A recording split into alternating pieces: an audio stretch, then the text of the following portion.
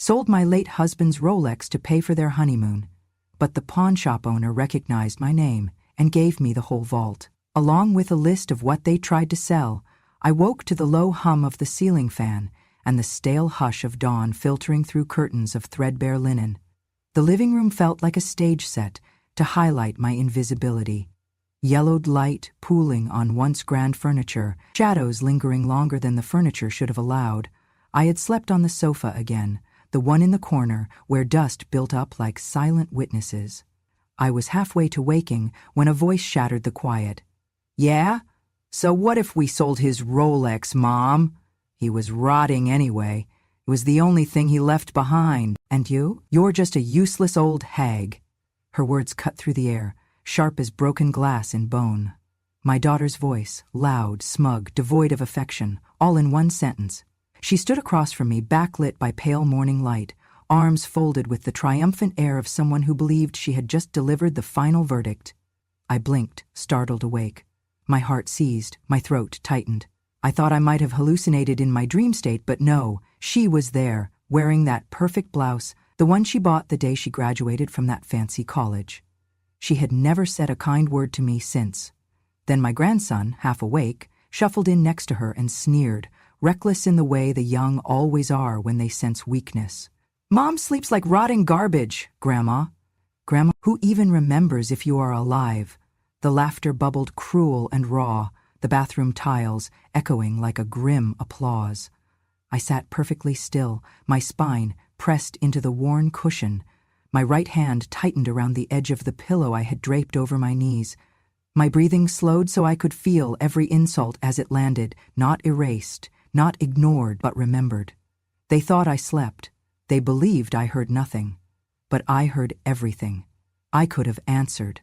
I could have raised a tremulous protest, but the winded exhaustion of each passing year had taught me that silence can hold more strength than any defense. So I remained silent, but the blood in my ears turned molten, registering each word as a deliberate strike. He thought I slept, but I was wide awake, every part of me alert as recording tape. Bitter words, sold possessions, cynical heartbreak. They treated grief like currency. That watch was his last echo of love, he who used to tell me that time was only worth measuring when it was shared, especially with those we cherish. I pressed my lips shut. I could feel the old ache in my bones, the one he used to ease when he laid his hand on my shoulder. Not now. They had sold it piece by piece to fund laughter, champagne, honeymoon, selfies. They treated grief like currency, paying for joy with my heartbreak. I stared blankly at the coffee table. The wood grain waited, silent and judgmental. I listened to them move, conversations low and smug, footsteps near, rug shuffled. They moved as if I was not there, like air they could ignore. The moment stretched and then cracked. I looked at my hands, long, pale, and crippled with age, but still alive. Alive enough to breathe in every insult, to gather strength from bitterness, to remember. That was the moment I decided. I would not let this pass. I rose slowly, so slowly that they continued talking over me, ignoring me, until I cleared my throat, just once. All eyes turned. The room shifted. Their words hung unfinished.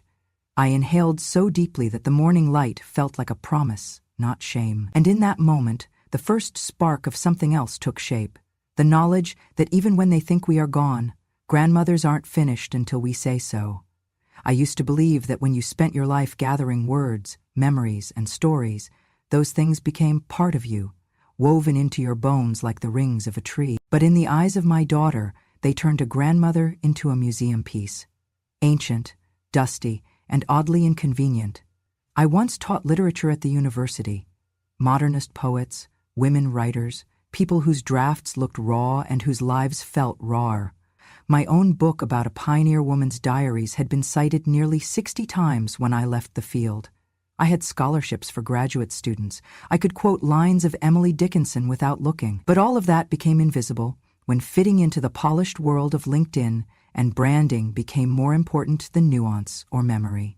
Once, at breakfast, I mentioned I had received an email from a student recalling how my poetry workshop helped her write a letter to her estranged mother. My daughter waved her phone and said, "Mom, you think that matters?" I got a connection request from Forbes, not from a memory. Who reads library dust anyway? She pronounced it like a curse. Library dust. She let the words hover, then sank into her phone, scrolling. I stood still, spoon halfway to my mouth. I could taste eggs but not swallow them. Did the work of decades, the lectures, the late nights grading, the student cradled by verse, mean nothing to her? Another time, when her husband died, I buried every expectation of respect, of someone acknowledging my survival, my grief, my presence. I sat by his bedside for days, praying, sitting with his silence, touching his hand. I barely slept. The faint hum of the monitors became familiar, like a lullaby. I told my daughter, softly, I will stay with him until he doesn't need me anymore. She huffed. She leaned back, looked at the window. You're doing this for attention. You're romanticizing death. Let it go. Her words were anesthetic. I held his hand as rigor set in, delayed calling the funeral director for 2 hours longer than I would have, because I wanted to remember the rhythm of his breath when I pressed my cheek to the bed. My daughter probably saw that as dramatic, ghostly, obsessive. Once, while I lit candles beside his photo, she snapped, "You're resurrecting an old corpse. Stop this, mother." I froze, wax dripping on my fingers. The photo was of him, smiling in a linen shirt.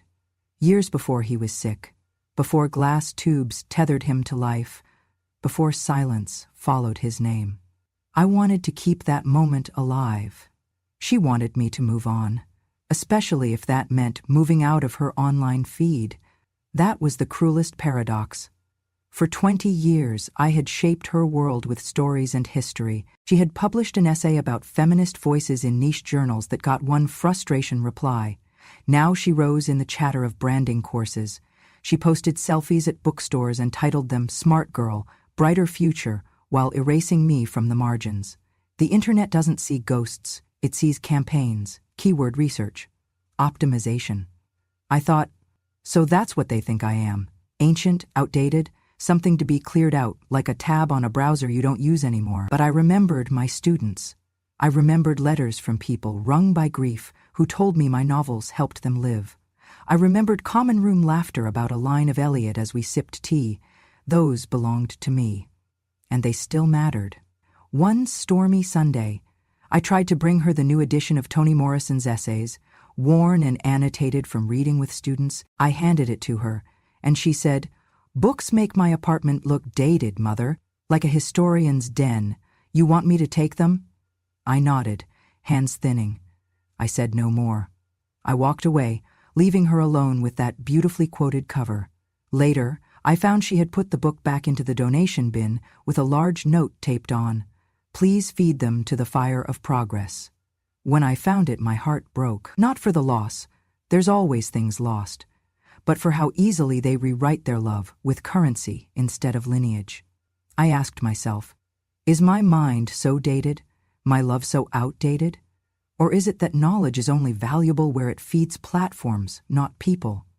I started noticing how cruelly intellectualism became performative, not knowledge-based, and how I, someone who once held lectures, was now seen as not trending. But knowledge does not disappear. It becomes silent witness. Every day, I kept reading, in the dark, between commercials, of productivity hacks. When she was not watching, when the phone screen didn't glow, I read Dickinson again. I read Fry, Plath. I made notes, I drew lines, I typed out the essays I once assigned. I wasn't rehearsing for a comeback. I was keeping alive what they had casually buried. Little by little, I realized there was a deeper power in being alive despite erasure, more power in someone knowing I was not going anywhere, even when they tried to pretend I didn't exist. That's when I began to write again. Not for publication. For me, it started with lines in a spiral notebook hidden under the mattress. I will not vanish at their convenience. Then pages became letters. Letters became a blog, one I hid behind an innocuous username so she could never search for it without shame. And people wrote back, teachers, poets, widows, daughters of singers I'd never know. They wrote, "Your words saved me. I thought I was losing the past. Now I have something to stand on." That word, saved, made me tremble where she accused me of decaying, because my mind had not withered, it had rooted, and that rooted wisdom would not be buried. I had learned long ago that true hurt never sleeps. It lingers in the hush, stirring you awake in the dark, speaking in voices you wish you had never heard but cannot forget. That night was one of those nights. I had dozed on my favorite armchair again, the one my husband used to sit beside. The dim moonlight filtered through the old lace curtain, casting delicate shadows over the armrest where his pipe once sat. I felt the cold air of memory nudge me awake, but I thought it was just sleep slipping away. Then I heard it, that voice crushing in its precision, saying what I feared most. She is useless. Our family will thrive when she's asleep forever. The words landed like stones in a silent pool. I held my breath, listening. The echo of that sentiment clung to the shadows. I did not move. I did not cry. I only heard. Because though they thought I was asleep, closing my eyes does not mean I am gone. It just means my form retreats into witness. I sat up. My hands trembled as I reached for the small notebook wedged between the armrest and the cushion. In darkness, I flipped it open. Hands steady enough for ink and memory, but my heart pounding enough to feel the pulse of years in the silence. They were talking behind the drawn curtains. Voices so familiar, so dismissive, they cut deeper than anything physical. I listened to their deliberate assumption that death would be my only replacement, that absence would be preferable. So I wrote, word by word. You said I was useless when all I ever did was give. You think I break so easily, but only silence masks my strength. I paused. The pen hovered above the page. I could feel the seat beneath me hold all of my betrayals, my grief, my love, and my sense of being discarded. The pen offered me reclamation, not of them, but of me. I wrote again. She says I am a weight. She says the house will breathe easier without me. My hand shook, and I paused to breathe. The moonlight warmed my face with a kind of mercy. The house was still, save for the wind brushing through the crack in the window and the faint creak of floorboards settling. I pressed onward. But I was the heart the house was built around. Every wall, every floorboard knows me. I am home, and I am not going anywhere. The pen came down. I closed my eyes. I did not plan revenge. I only gathered the truth into words where memory and presence met. I rose and walked to the window. The pale curve of the moon looked gentle, as if saying, "You are seen, even when they forget." I thought of him, my husband, of how he held me by the waist when we took long walks, and how we planned gardens built of words and ideas. He had died loving me, believing in what I built, what we built. His faith was not vanity. It was proof that I existed in full. I placed a hand on the window pane, cool and alive, and said softly, "I will not vanish." I returned to the armchair and sat, notebook open on my lap, waiting for what came next, because sleep would come, if it must, but tonight it would not carry me away, because I had drawn my line in ink. I did not cry when I heard footsteps enter later, silent, regretful steps in slippers. When my granddaughter peeked in, she whispered, "Grandma?" I made no reply. That was all I needed to say. The morning light crept into the room hesitantly, as if it feared the ghosts of last night's words might still linger in the dark. I had set the notebook beside me, the ink drying slowly, words like little embers of defiance. I will not vanish at their convenience. I stared at it for a while, tracing the lines with my eyes, feeling strange and new. Clarity. There was a subtle knock at the door. "Come in," I said, voice steady though my heart sparked at the echo. It was Mrs. Hollis, our former town librarian and an old friend of my husband. She stood in the doorway, shawl wrapped around her shoulders, warmth in her eyes. I blinked. She had not been invited.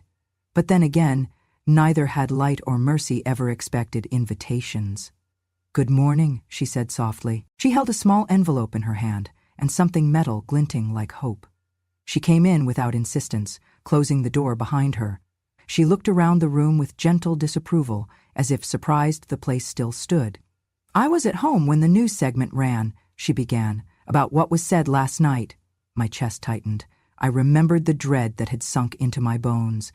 "I knew you were awake," she added, as though stating the obvious truth. She placed a small, unassuming flash drive on the coffee table. It clicked on the wooden surface with purpose. "This," she said, "is everything. I stared at it. You helped him with editing his speech notes back when he planned his retirement talk, she said, her voice drifting as though recalling a time before disappearing. He told me then, if I ever should leave first, will you keep this in case she needs it? The drive glowed with quiet significance. My stomach clenched. She watched me. He knew this. He anticipated it in a way, and he asked me to wait until it mattered. She hesitated, her eyes bright. You, dear, mattered. Inside that envelope were more than recordings. She opened the soft flap and slid onto my lap a small, wrinkled piece of paper. My husband's handwriting, same cursive I used to trace with my finger. It read, if I go first, I want her to have words. I want her to remain strong. Strong. That one word felt like sunlight breaking through brittle winter. I pressed the paper to my cheek. I did not cry.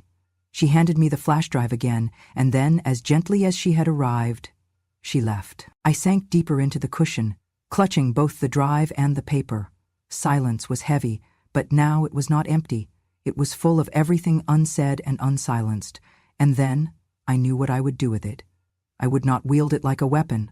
I would not drench them in guilt or vengeance, but I would turn it into justice, carried softly, like proofs carried through ink. 2 hours later, I sat at the old desk. I plugged in the drive. The screen flickered, the files appeared, audio recordings with my own voice and theirs and that note. I began copying. Every word they said, trash talk, dismissals, cruelty, everything, saved. And next, I contacted my lawyer. I told him what I had.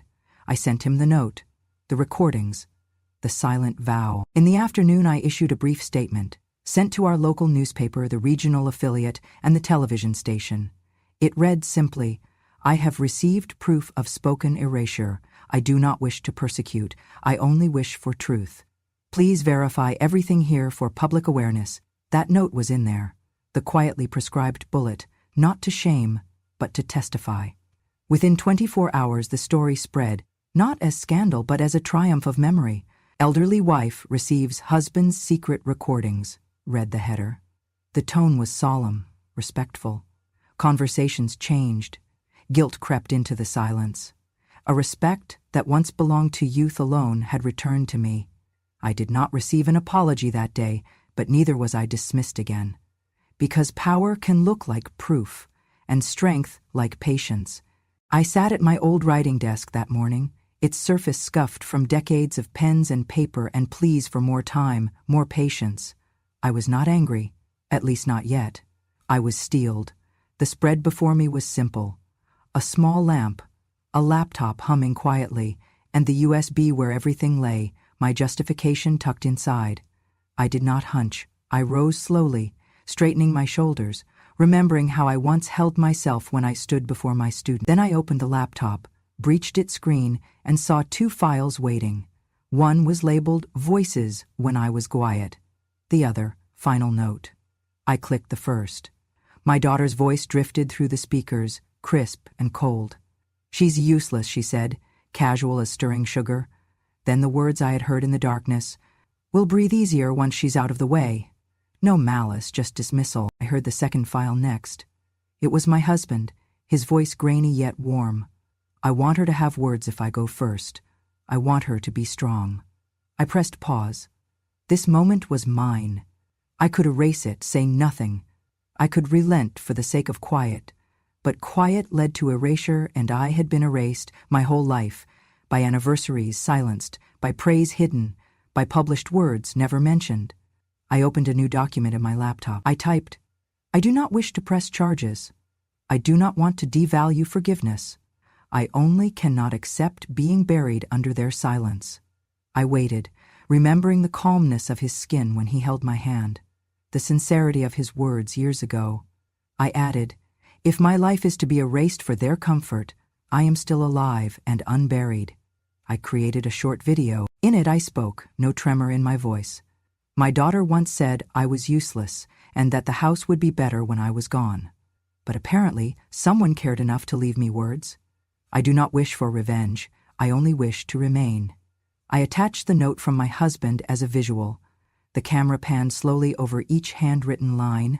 No music, no drama, just me, the paper, and a tremble that felt like reclaiming. I uploaded it, unlisted at first, then public. I waited. Tea cooled by my elbow. The house settled. Then the phone buzzed. One message. Respect Grandma. Another. You are fierce. Thousands came. The video reached community groups, literary pages, then national feeds. People began commenting that I embodied dignified resistance, not through fury, but through fidelity to truth. My lawyer called. Mrs. Carter, your video is doing what you hoped, shifting the narrative. Contribute it to the legal record if you wish, but the people have already passed judgment. I said nothing else. That evening, my daughter locked herself in the bedroom, phone clutched tight. I could hear her trembling apology broadcast live on social media. Her face was pale, her voice shakier than a leaf in wind. I'm sorry, Mom, she said. I didn't know, I thought. No one watched through her name. The comment section flooded with support. That word, Mom, it trembled like a heart that had learned to beat again, but only in isolation. Nobody believed her sincerity. Not yet. Still, the shift was irreversible. I sat at the window that night, the moon again offering quiet light, and I realized that true victory is a quiet room full of someone who refuses, disappearing. I'd taken the first step. Morning light filtered through the curtains as I prepared my tea, the steam curling into the quiet. I did not wake with triumph in my heart. Instead, I woke with clarity, the understanding that justice need not come packaged in fury. I had chosen not to pursue lawsuits or indictments. No one needed to go to court. Instead, I had decided to build something life-affirming. That afternoon, I signed the charter document for a new nonprofit, Music for Memories, a fund dedicated to teaching music to seniors and awarding scholarships to children who had lost their parents. The Rolex would become our kickoff symbol, silent, dignified, and carried like remembrance itself.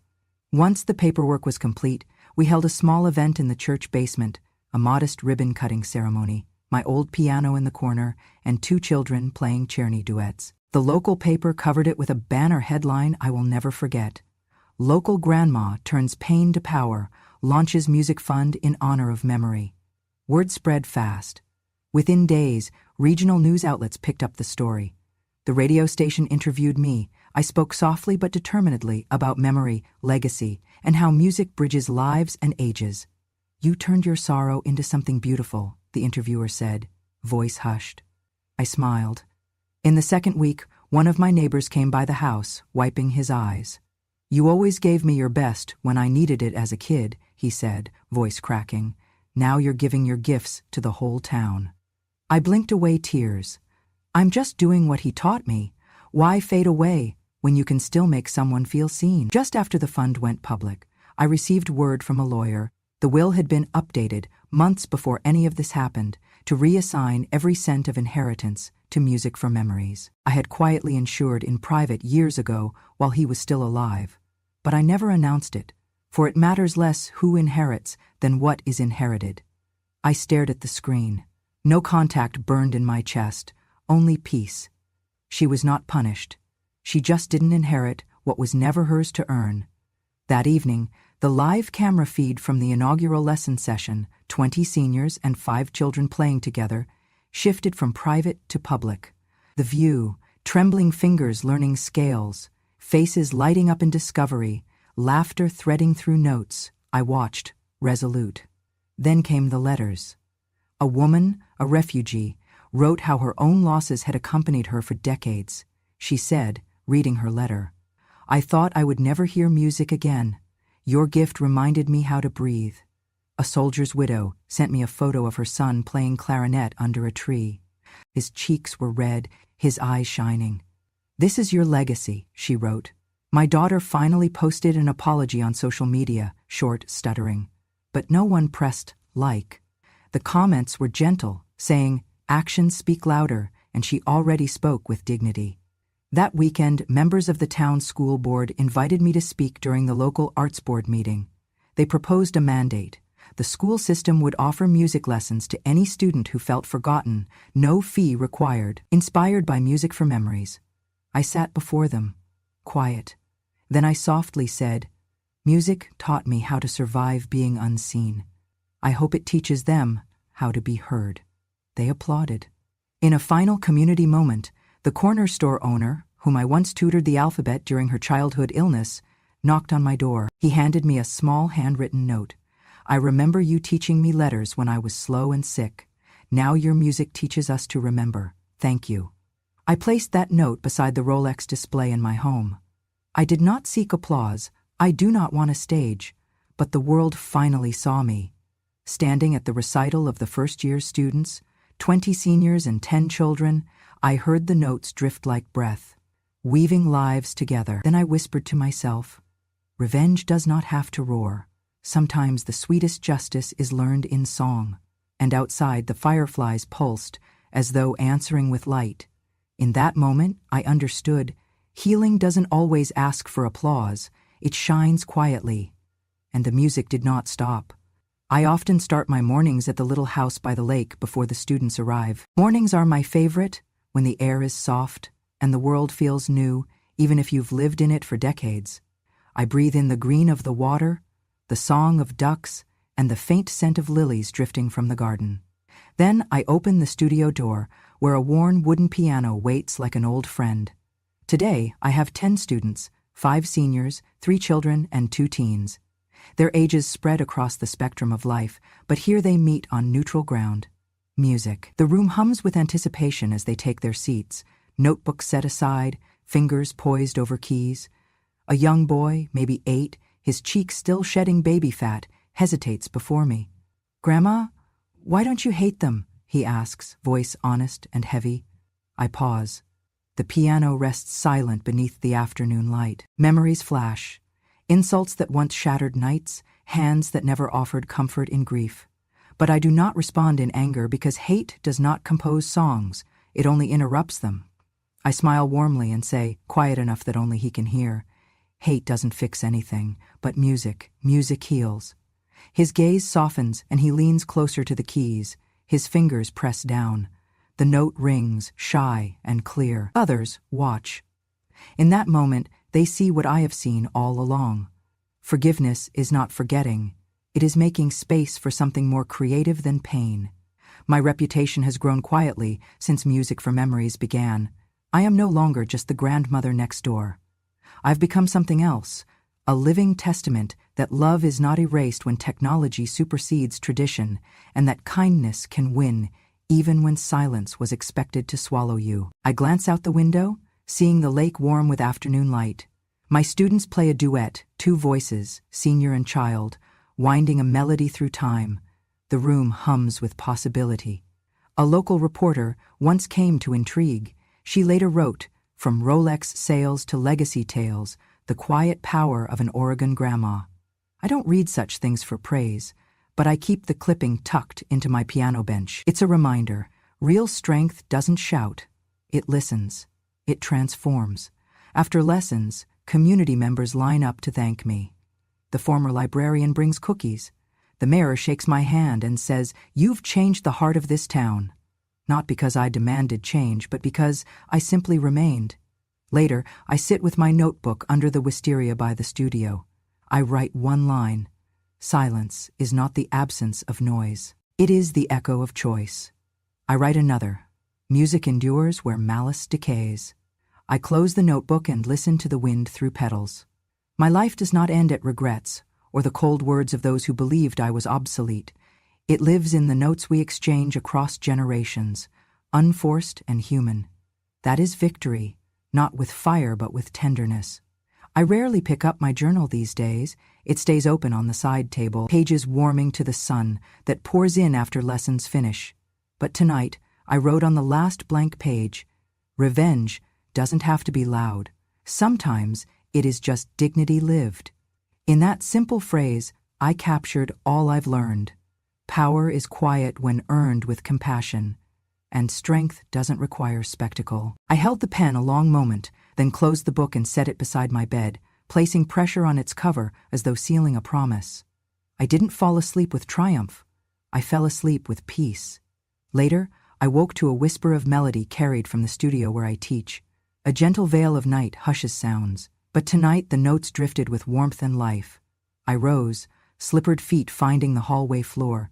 each creak familiar like the voice of an old friend. By the window I paused, listening to the soft piano lesson continuing beyond the curtains, the students' laughter woven into octaves, the shy hesitations of fingertips finding keys, the certainty that even when shadows gather, music continues. I inhaled. Evening sky blooms over the lake. My breath elongated into hope. I thought of how many phrases I never expected to say in my life, how I believed homes could heal, how melodies could mend, how silence could still be loud. I thought of the countless nights I wondered if I truly existed, until someone heard that I did. I placed a hand against a cool window. Outside, a single lantern flickered in the garden, and a frog sang from the pond's edge. Moments like this remind me, peace doesn't roar, it glitters. I returned to my bed and slipped under the covers. In the quiet, my heart whispered its thanks, to those who listened, to the music that never fades, and most of all, to memory. I will not vanish, I will continue. Fingered chords, ink tracks, quiet footsteps on old floors. The last note of the lesson faded. The candle beside the piano guttered, but the music lived on in the air, and in all of us who carry hope. There, in the hush, I finally slept, and I was not silent. Dawn brushes the lake with soft silver, sunlight waltzing across the water, and I awake not to memory but to presence. In the window's reflection I see the faint curve of my smile, a quiet acknowledgement that after so much darkness, dawn arrives not in noise but in lasting light. I rise from my bed and pad softly to the desk. There my journal lies open, edges curled by years of turning pages. On the last entry I had written, "Revenge doesn't have to be loud. Sometimes it is just dignity lived." I run my fingers over the words, feeling them echo in my bones. Those words became more than ink, they became a quiet manifesto. This morning, I don't open the journal. Instead, I head toward the studio by the lake. The grass shimmers under soft fog, and the scent of dew reminds me of first days, first words, first melodies, first endurance. I pass through the old wooden door into the room where lessons wait. Inside, the piano sits in semi-darkness. The air hums with a calm expectancy. Notes from an earlier lesson still linger, bouncing off the walls in echoes, carrying stories of courage invented at last through fingertips. I step up to the instrument, press a chord, and hear it bloom. An admission. I am still here, in every reverberation. A knock comes at the door. Mrs. Alvarez enters, an elderly neighbor who once borrowed our elevator repairman for a housebound piano. She carries 2 cups of tea. "They say your lessons bring memories back," she smiles softly. We stand side by side, the piano's quiet interlude holding us steady. I take a sip. The warmth fills me, not with heat, but with reminder. Almost like yesterday, I offered lessons out of gratitude for his memory, and it had grown into something bigger than loss. As I begin today's lesson, 2 seniors learning a duet, a child practicing simple scales, and a teenager noting rhythm. The room pulses with intergenerational harmony. I watch the seniors share a glance of delight as their music stitches them back into childhood. The child's grin widens with each new note learned. The teen's brow relaxes, proud of new rhythm found. The boy from before, the one who asked why I didn't hate, hesitates at the door. I smile at him, heart full, and say, "Come in, dear." He joins a senior at the keys, and together they find a chord neither expected they could share. I step back and just listen. When the lesson ends, the students file out, muttering, "Thank you, and see you next week." A hush remains in the room, hope made visible in the ledger of learning. Alone now, I walk to the window, where lilies reflect on glass still water, and write a new line in my notebook. Silence is the space where memories become melodies. I close it gently, knowing the music will continue to write its own lines. Later, I join the local newsletter's virtual roundtable. The host introduces our community grandmother, the woman who turned sorrow into songs. I sip tea and blink across screens, seeing friends, neighbors, even former students on the call. No celebration, just connection. A viewer types, "Thank you for giving us back our voices." Another, "You made us remember that kindness can heal deeper than words." I smile again and think, kindness is a pedal pressed, not shouted. Its effect lingers.